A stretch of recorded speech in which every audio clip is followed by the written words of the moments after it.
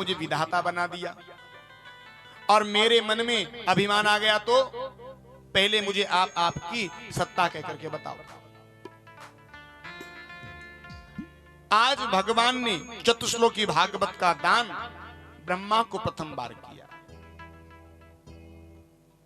कहा मैंने तुम्हें बनाया, अब तुम आगे बनाओ।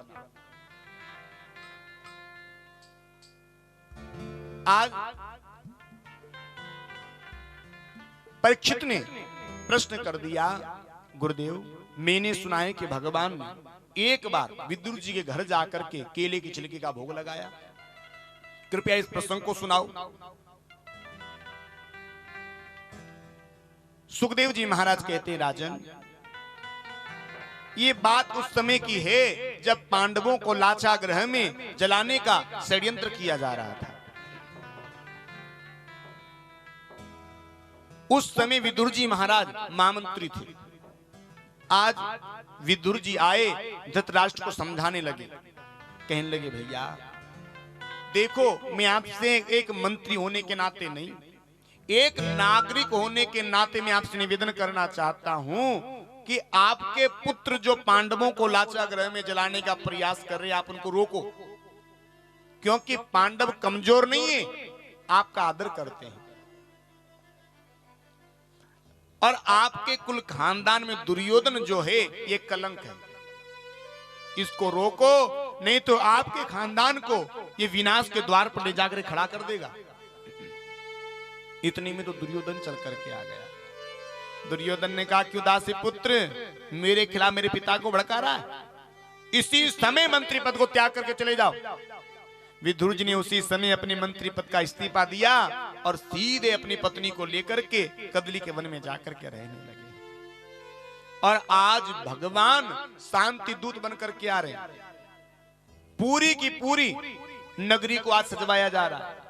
विदुर जी ने कहा, देवी तुम्हें पता है आज इस नगरी को क्यों सजवाया जा रहा है? नहीं तो अरे देवी, आज भगवान स्वयं शांति दूत बनकर के आ रहे हैं। विदुरानी ने कहा, तो स्वामी अब हमें तो उनका दर्शन होगा नहीं, क्योंकि आपका मंत्री पद तो है नहीं। विदुर जी ने कहा, देवी तू क्यों चिंता करती है, हमें उनका दर्शन नहीं हुआ तो क्या हुआ, यदि एक बार उनकी नजर हमारे ऊपर पड़ गई तो हम बहुत धन्य होंगे। लाखों लोग भगवान का दर्शन करने के लिए उमड़े, विदुर और विदुरानी भी गए। जिन जिन गलियों से भगवान निकले उन उन गलियों में आज भगवान के ऊपर पुष्पों की वृष्टि होने लगी, लेकिन भगवान इन बरसते फूलों को नहीं देखा। भगवान ये देख रहे हैं इस भीड़ में मेरे काका विदुर और मेरी काकी विदुरानी कहां छिपी बैठी। जैसे भीड़ में पीछे पीछे नजर गई, विदुर और विदुरानी नजर आ गए। विदुर जी ने कहा, देवी लो भगवान ने हमें देख लिया, देवी तुम घर पधारो, जाना और व्यवस्था करना, मैं देख करके आता हूं पांडवों के भाग्य का क्या फैसला होता है।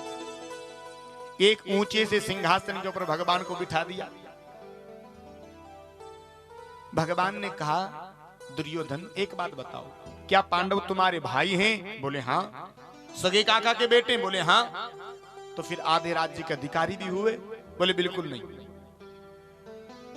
बोले देख दुर्योधन, राजनीति से देखा जाए तो पांडव आधे राज्य के अधिकारी हैं, लेकिन मैं तुमसे आधा राज्य देने के लिए नहीं कहूंगा। केवल 5 गांव राज्य तुम उनको दे दो और मैं पांडवों को 5 गांव में प्रसन्न कर दूंगा। दुर्योधन ने कहा, गोपाल 5 गांव? बिना युद्धेन केशवः, बिना युद्ध के 1 इंच जमीन भी मैं इनको नहीं दूंगा।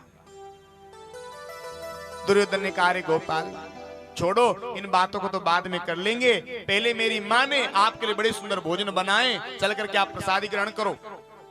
भगवान ने कहा, देख भैया, भोजन 2 परिस्थिति में किया जाता है। पहला, या तो खाने वाले के पेट में भूख हो, या दूसरा खिलाने वाले के मन में श्रद्धा हो। तुम्हारे मन में श्रद्धा नहीं, मेरे पेट में भूख नहीं, तो भोजन का तो प्रश्न नहीं खड़ा होता। और वैसे में हमारा निमंत्रण तो विदुर के यहाँ का लगा हुआ है। विदुर जी के पैरों तले जमीन की गई, लो मैं निमंत्रण कब दे दिया इनको। भगवान ने इशारा कर दिया, काका जी हम जो कहते हैं ठीक कहते हैं। विदुर जी ने दौड़ लगा दी, पता नहीं कन्हैया चंचल कब आ जाए। दौड़ गए गोप गोपिया की बजरिया में महाराज यहां से। विदुर जी ने जाने के पश्चात दुर्योधन ने कहा, रे गोपाल, जिसके स्वयं खाने के ठिकाने नहीं है वो तुम्हें क्या खिलाएगा? भगवान ने कहा, देखो इस बात की चिंता मैं नहीं करता, वो मुझे क्या खिलाएगा, वो जैसा भी खिलाएगा मुझे वो स्वीकार होगा। और जैसे एक भक्त भगवान के दर पर चरण पादुका को बाहर छोड़ करके आता है, आज वैसे ही भगवान ने अपने भक्त से मिलने के लिए अपने सिंहासन से दौड़ लगा दी। भगवान दौड़ते जा रहे हैं, दौड़ते जा रहे हैं, दौड़ते जा रहे हैं, दौड़ते जा रहे हैं। और जैसे ही आज घर पर आए, अपनी साकल को बजाया, काकी काकी काकी दरवाजा खोलो। विदुरानी स्नान कर रही थी महाराज।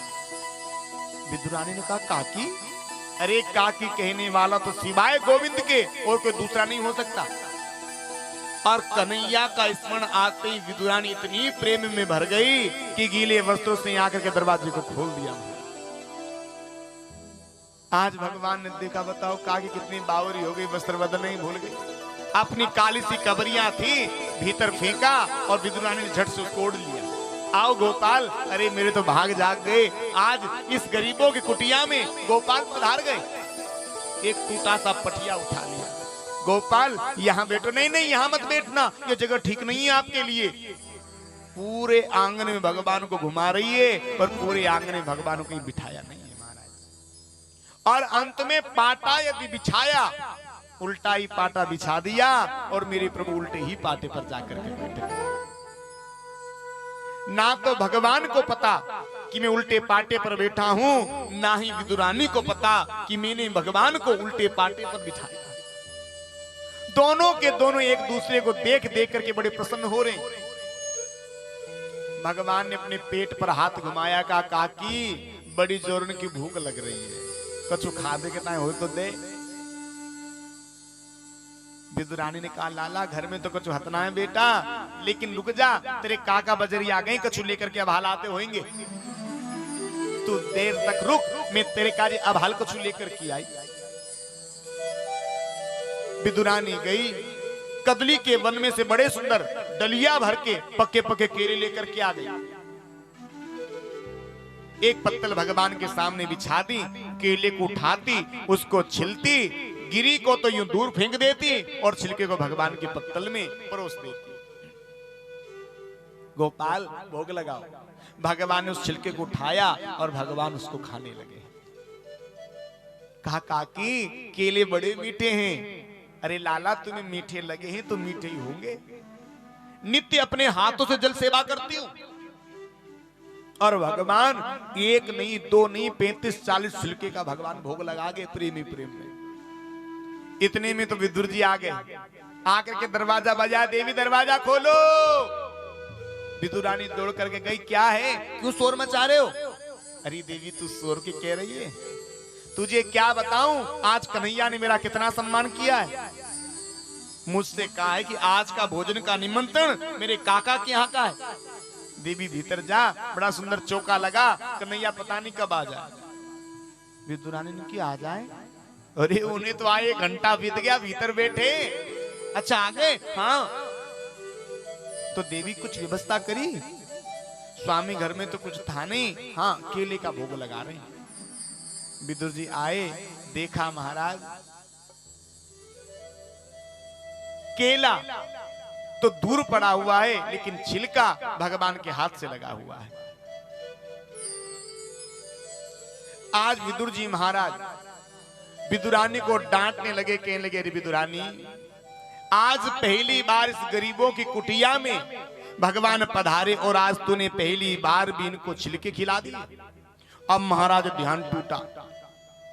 जैसे ही ध्यान टूटा, विदुरानी के लगे, अरे गोपाल, मैं आपको छिलके खिला रही थी।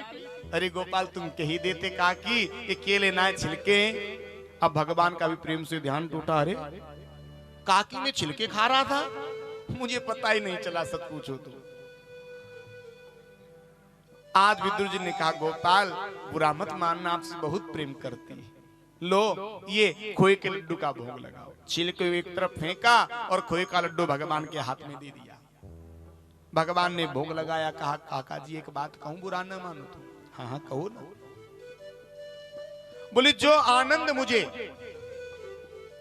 काकी के हाथ से वो छिलके खाने में आ रहा था, वो आनंद आपके इस खोए के लड्डू में नहीं है महाराज। क्यों? क्योंकि उस छिलके के भीतर काकी का प्रेम छिपा हुआ था, उस छिलके के भीतर काकी का अनुराग छिपा हुआ था। भगवान को हम प्राप्त करना चाहते हैं तो बस एक ही साधन है, वह है केवल प्रेम। प्रेम से ही हम भगवान को प्राप्त कर सकते हैं।